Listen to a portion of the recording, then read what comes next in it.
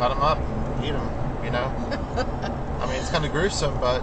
I don't know if they were able to or not. You're They right. might have been contaminated. Yeah.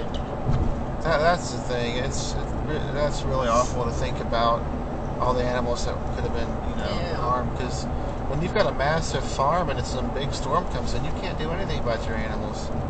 I mean, it's hard to let your animals die, but there's only so much you can do. You're at the mercy of the elements. Yeah, really. And check out this store down here. That place is right at the level of the swamp. And that place got pretty bad. But it had brick walls, so it wasn't too bad.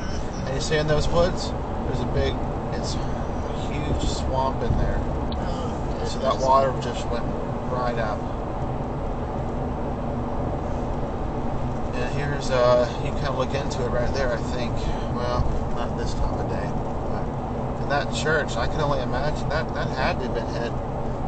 But everyone, it's been a year and a half now, and it's really amazing to see everything come back to life.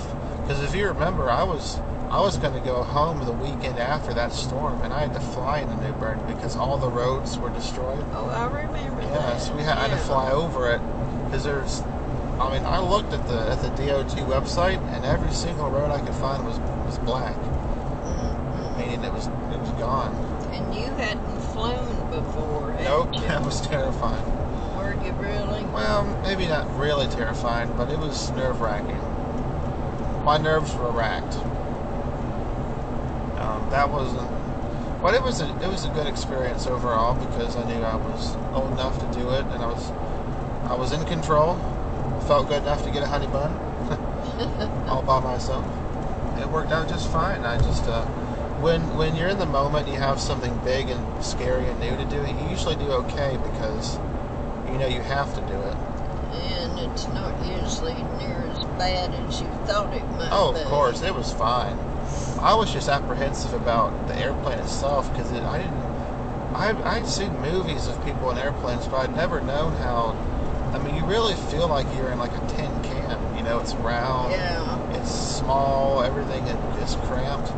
I mean, it wasn't like a super nice airplane, which is part of the problem, but How many hours did it take? Just a few. But I just didn't expect it to be so like it was.